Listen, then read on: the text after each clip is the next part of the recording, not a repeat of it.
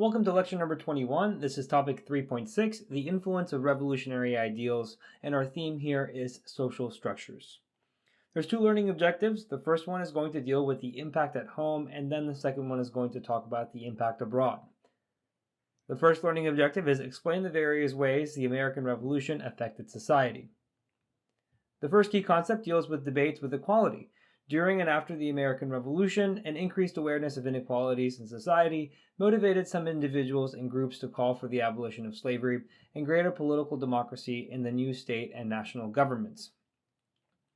After the revolution ends, slavery continues. It does not go away despite the revolution being based on ideas of equality. Northern states will begin to phase out slavery slowly, and by 1820, most of the northern states, especially in New England, are no longer going to have slavery within their boundaries. Slavery showed signs of weakening in the South, too, as tobacco prices started to fall, causing profits to decline as well. Soil nutrients were becoming exhausted, forcing farmers to move to new lands or expand their current operations. Therefore, the purchase of more enslaved people made less financial sense by 1790. In 1793, that's going to change with the invention of the cotton gin. It was a new machine that made it easier to remove the seeds from cotton crops to get it ready for the textile factories. It exponentially reduced the time of refining cotton, and now farmers begin to shift to that crop. There was a great demand for the crop from British textile factories, making the price favorable for the farmers. This increases the demand for enslaved people in the new United States. Despite the contributions of Black Americans to the Revolution, there was no path to equality set for them. Even in the northern states where emancipation would eventually be granted, there was no guarantee they'd ever receive equal citizenship rights. Despite Black Americans fighting in the Continental Army alongside white soldiers and being involved in the independence movement as early as the Boston Massacre. In the Boston Massacre, the first casualty was Crispus Attucks, who was half Black, half American Indian.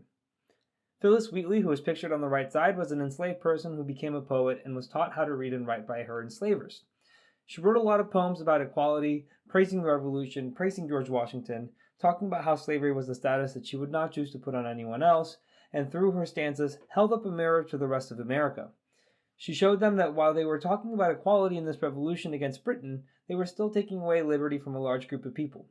1/5 of the total population in the new states was enslaved. Wheatley's poems were published into a book. She is considered the first African American published author. In terms of greater level of democracy, voting rights are going to be expanded across the states. Every state is going to write its own state constitution. They're going to set their own guidelines for who gets to vote. White males are going to have near universal suffrage despite property requirements being set in most states. The property requirements are going to be so low in most states that the majority of white males are going to be able to vote. In other instances, the property owning requirement is substituted with a tax-paying requirement to accommodate merchants. New Jersey is the only state which allows women to vote. They will allow them to vote from 1776 to 1807. The number of women who could vote through this provision was still low, since the property requirements still applied and coverture laws still made it so that property for married women was held primarily by their husbands. Only a small amount of wealthy single widows were able to vote. The next concept is about Republican motherhood. In response to women's participation in the American Revolution, Enlightenment ideas, and women's appeal for expanded roles, an ideal of Republican motherhood gained popularity. It called on women to teach Republican values within the family and granted women a new importance in American political culture. Women, very much like enslaved people and Black Americans, contributed a lot to the Revolution. In the case of women, they took part in boycotts. They were part of groups like the Daughters of Liberty. Some impersonated soldiers and fought alongside the Continental Army. They maintained the colonial economy while men were away fighting, and yet they were not given equal rights at the end of the Revolution. In the new form of government, their consolation prize was this new concept of Republican motherhood. They were allowed to have a greater level of education given that they were going to be the ones to teach their sons Republican values. The logic was that their sons would grow up to be the next leaders of America, so they would benefit from a home in which the primary caregiver was educated in the principles of the Revolution. It's still a largely domestic role. There's no equality granted in these new state governments, and it's not by lack of trying. In fact, Abigail Adams had written a letter to her husband, John Adams, during the Revolutionary period, when he is a part of the group that's coming up with a new form of government. She explicitly requests to her husband John to remember the ladies and be more favorable to them than your ancestors. Remember, all men would be tyrants if they could. If particular care and attention is not paid to the ladies, we are determined to foment a rebellion, and will not hold ourselves bound by any laws in which we have no voice or representation. Her letter is critical in importance because it shows that women were petitioning for increased rights from the very beginning and framed their argument in similar terms as the Patriots framed their argument for independence. Sadly, her request is dismissed. At the same time in England, the writings of Mary Wollstonecraft are widely read and debated in the United States. Her book, Vindication of the Rights of Women, is widely read and pushed women for an expanded role in society for equal rights. In the United States, Judith Sargent Murray wrote the essay On the Equality of the Sexes in 1790, actually predating Wollstonecraft's Vindication of the Rights. The second learning objective is describe the global impact of the American Revolution. We'll see how it impacted the other countries abroad.